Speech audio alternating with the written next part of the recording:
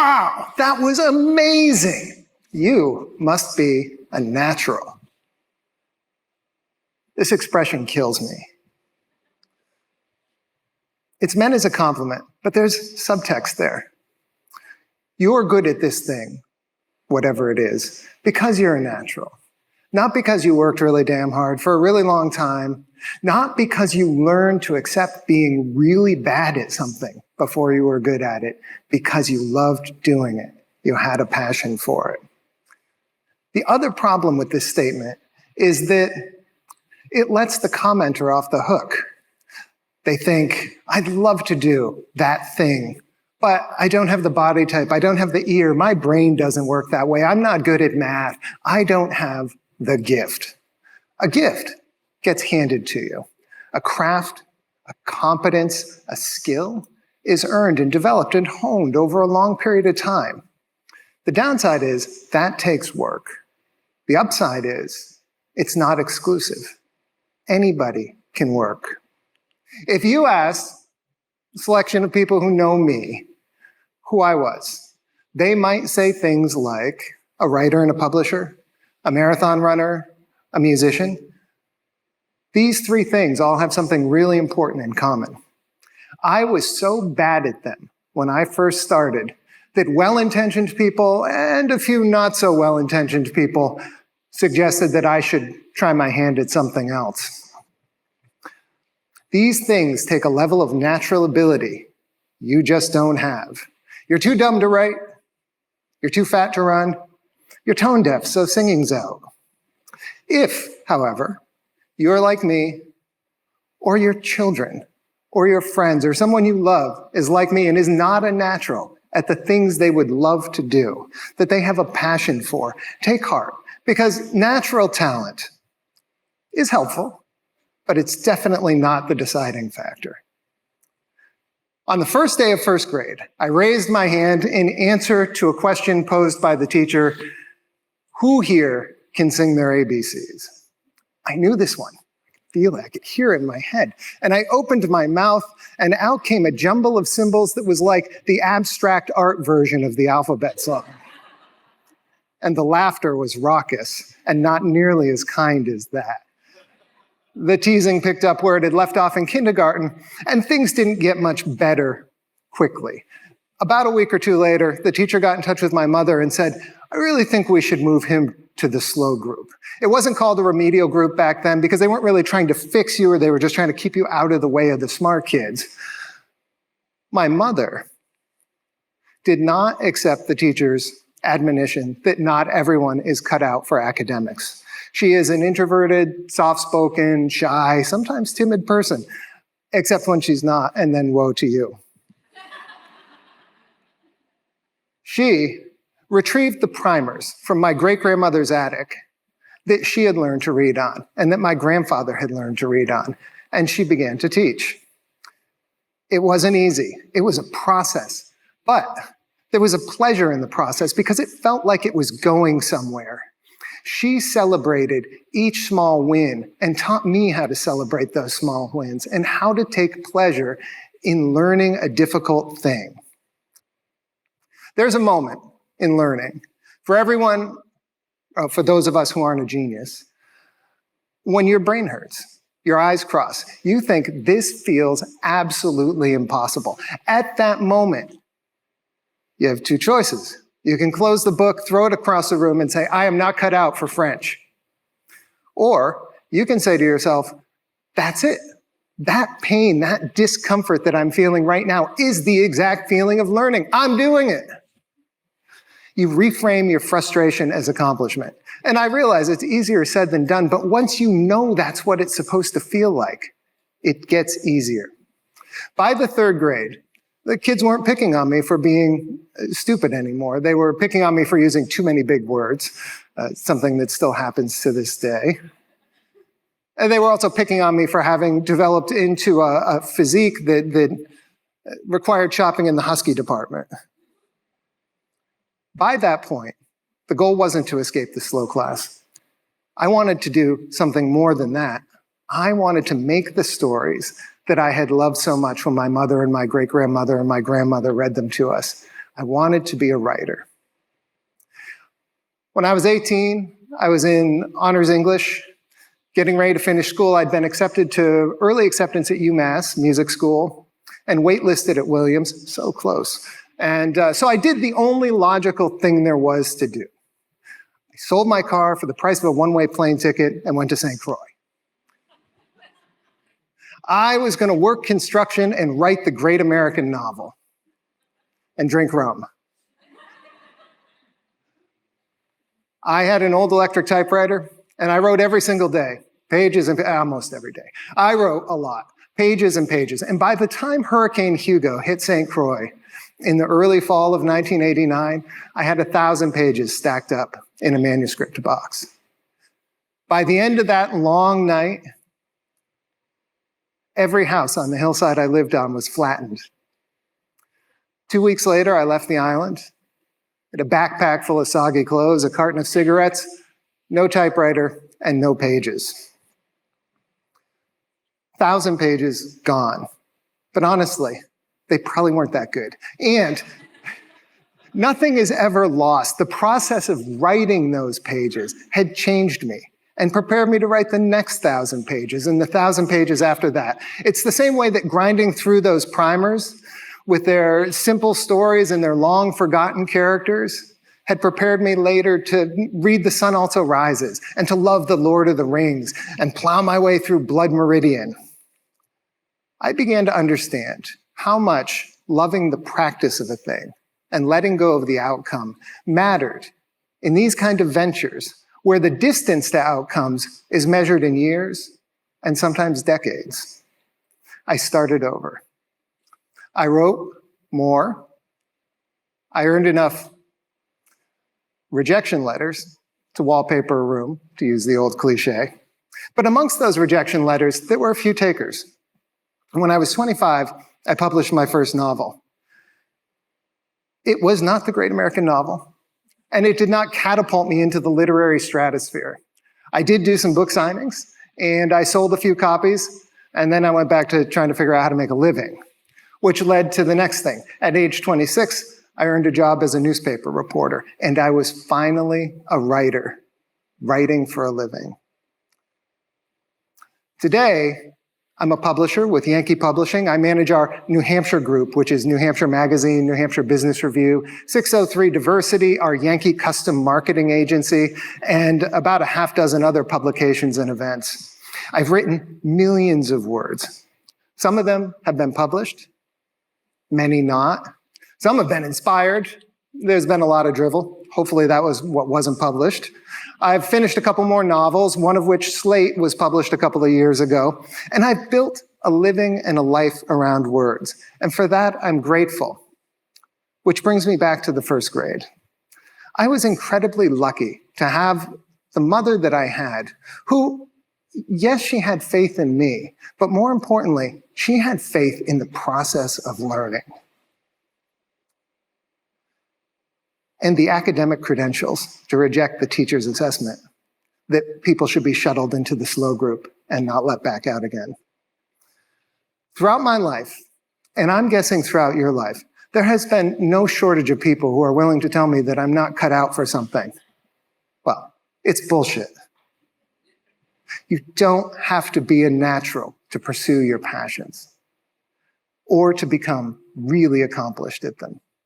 Sometimes when things come too easy, it's actually a problem because you don't acquire the grit needed to make it through the difficult parts. And being really accomplished at something always includes difficult parts, even if you are a natural. The English author and philosopher G.K. Chesterton said, "If a thing's worth doing, it's worth doing badly." And I'll add that if you do it long enough, with enough joy and attention, you won't be all that bad at it either. In the story I told about the first grade, my mother believed I could learn. And this is the first and most fundamental part of the practice that I'm sharing with you today. The way that I approach learning, the way that I approach training, and the way that I approach work and life. You have to believe that it's possible. Otherwise, you will not get through the hard parts. By the time I was done with first grade, thanks to my mother, I'd become that someone who believed that I could learn, that that I could be somebody who was terribly bad at something and then exceptionally good at it in direct proportion to how hard I was willing to work. She had instilled in me a growth mentality. The science shows it's not just me, it's all of us. If we believe we can do things, our brains change. We are not limited by a number on an IQ test. So, how does a kid whose first grade teacher doesn't think he'll ever learn to read become a grown-up who makes a living with words? How does a chubby, non-athletic kid grow up to be an avid and relatively fast marathon runner? How does a kid who was told not to sing while Christmas caroling with the other kids because he was throwing everyone off grow up to become a working musician who gets paid to sing? 5 steps. All right, it's a little arbitrary, but I felt like this was a TEDx talk. I had to give you here are my 5 steps. So here they are, 5 steps. 1, you have to believe you can do it. And 2, you have to study how to learn this particular thing. How did other people learn it? Then you need to make a learning or development plan that includes small, measurable goals and targeted practice. You have to fall in love with the process. This is number 3, not the outcome. Accept that most of these things are lifetime pursuits. Be present to the simple joy of practice. Number 4, this is the challenging one for many people. You have to get feedback. You have to run your race. You have to submit your story. You have to give your TEDx talk.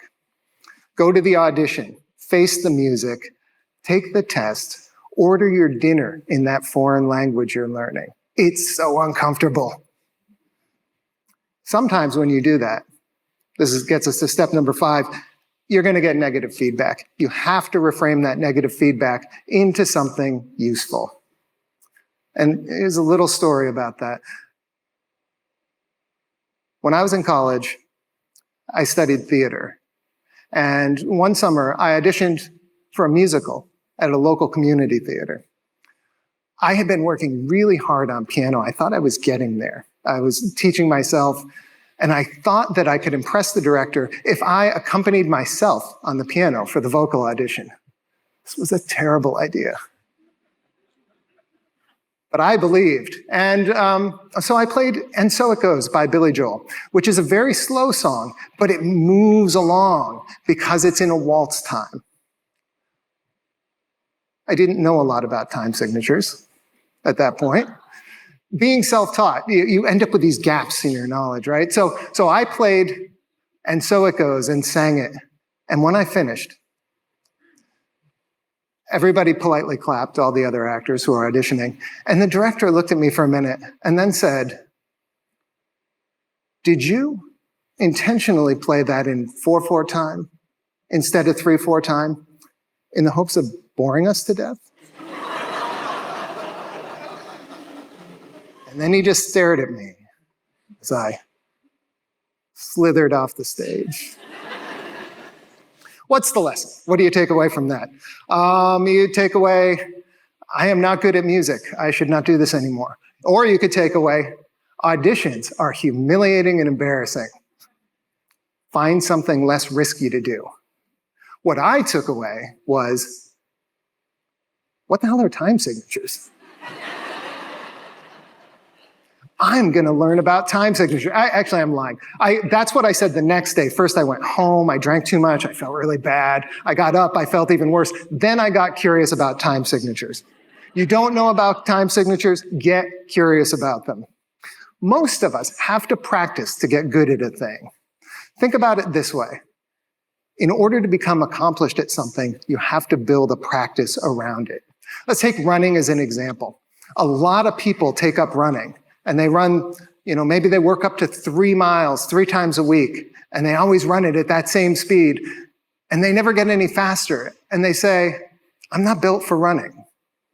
How could they know? When you do that research part of it, when you develop a practice, you realize people who run relatively fast, or people who run really fast, the Olympians amongst us, have all sorts of pieces that go into their training, into their practice. They have short interval runs and tempo runs and lactate threshold runs. I'm not going to define all these, don't worry. There are long, slow distance runs, and there are easy recovery runs, and those go into these 2-week blocks or these 4-week blocks. They go into 18-week marathon training blocks. Those go into multiple years of training that it takes to work up to a specific goal race. I like to look at my training in 2-year cycles, but my early efforts at running races as kids were abject failures. The very first 5K I ever ran, I went into it with so much enthusiasm and so little fitness. I went sprinting out of the gate, kind of shaking and jiggling as I did it. And I probably ran 400, 800 meters, and I realized how badly this was going to hurt and watched everybody disappearing away in front of me. And I faked a twisted ankle and limped off the course. Any subsequent race during that period of my life drew more comments about how I looked than what my speed was. And so I gave up until I was about 37. And I came back to it. And when I was 42, I ran my personal best in a marathon, just under 3 hours. I'm 54 this year, and I almost beat it back in May. These are the longest of long games. So the question is, how do you stay motivated when these are such long-distance goals? This accomplishment, if you're not a natural. I mean, sure, there are people out there who could go out and run that 3-hour marathon in their first race. It's just, for those of us who aren't naturals, how do you grind out these long-term goals? You have to acknowledge what Aristotle pointed out about 2,400 years ago. Happiness, which he called eudaimonia, is not a static state. It's not an end goal. It's an activity. Most of us think, I'll be happy when I get that job, I start my business, I graduate, I run that 3-hour marathon, I finish the novel, I get through the TED Talk. But it's not true. We're briefly thrilled, and then we level set back to whatever state of happiness we were at as we were working towards that goal. You have to fall in love with this moment, this practice, this set of reps, these pages, this page that you're writing right now. Even though it may blow away in a hurricane tomorrow, you're getting what you need from it. You have to fall in love with being the thing you are. You have to be a writer, a singer, a marathon runner, a quilter, an entrepreneur, an axe thrower, a tango dancer, a mountain climber, a French speaker. When you know who you are and commit to being that, you believe, and that's the essential part. The rest is just mechanics, whether you are a natural or not. I'm not a natural, but here I am. And I'm up here because once upon a time, someone showed me that effort trumps natural talent, and that I could do anything I wanted if I wanted to do it badly enough and worked hard enough at it. I said in the beginning that being gifted wasn't necessary, but one gift is, and that's the gift of belief. I hope in this time with you that I've been able to pass some of that along, that gift of belief that I was given as a first grader. If there's something that you've been dreaming of learning, that buried dream, that thing your soul cries out to try, but the world says you don't have the knack for it, I want to tell you, I believe you can, and you should too.